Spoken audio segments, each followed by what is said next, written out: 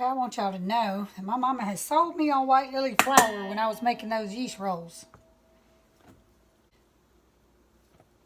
Right now, I've got about 3 or 4 cups of flour, but that's about what I've got. So I'm going to show y'all.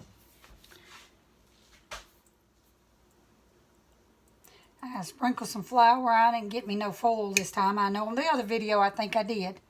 And that may not be enough, so I'm going to leave my lid off just in case I need a little more. I use a fork. I told y'all that. Or you can use a spoon. I'll do it with a spoon. That make it for the video's sake. In case I leave that part in there. I see. I'm going to count them so I'll be able to tell you. Probably about, this was probably 2 1/2. It's about 2 1/2 tablespoons of shortening. When I get it in there in the middle of, they call it a bird's nest, a whale, whatever. Maybe I should do it back here. That light's a little much. These lights I got are really good. Just mash it around. It's doing the same thing that people do with their finger. But you just keep working that around. Work it, work it, work it. Until your flour, excuse me. Do it until your flour is not powdery.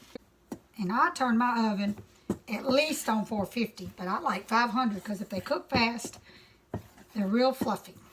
I don't know why. Some things have to cook slower. I cook everything too fast. I just always in a hurry and got something to do and ain't got time. Come home from work, I'm ready to eat. And take this flour and do like this. And this flour is brand new in there. If y'all been noticing in the background, that was empty, so it's already been sifted. But I did find out white lily don't need sifting. So maybe I will become a label looker in the kitchen. Okay, shake your buttermilk. It's hard for old people to do this. Just start pouring. That looks like about enough. I don't know how much to tell you. If I had to say, that was probably between 1/2 and 3/4 of a cup. If I need any more, if it's kind of wet, I add water to mine. Some people would never put water in their biscuits, but my mama made hers with a little milk and a lot of water, and they were the best biscuits I've ever had. And so that's what lets me know you can do that. But you just keep mixing. And it should be kind of messy, not like cake batter.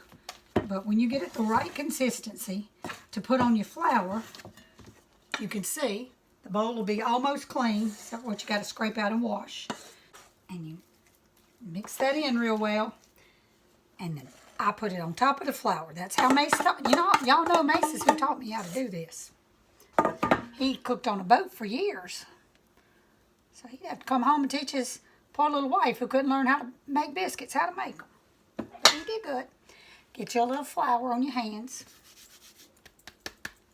And then we're just going to work this. And we ain't going to work it too much.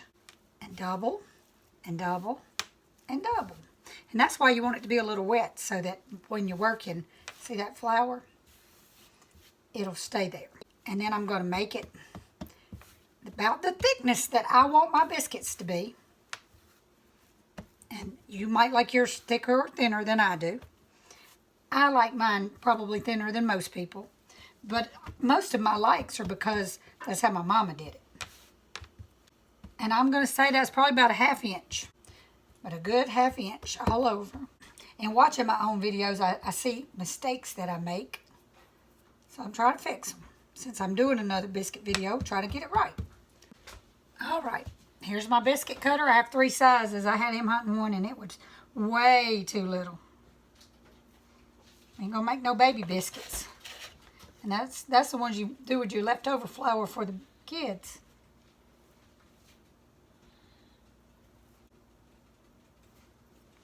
I ain't even greased my pan.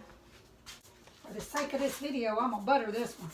I usually use the grease, but I'm trying to get these biscuits in the oven.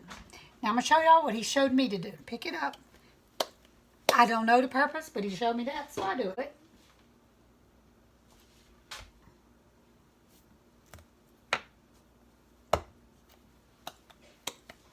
And because of this video, I'm taking a little bit longer.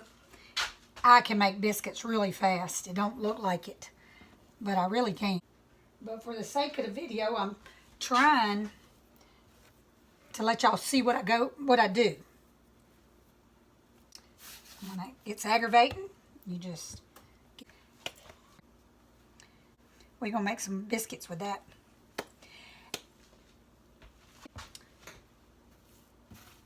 Now you take this, mash it a time or two, and start rolling it back over.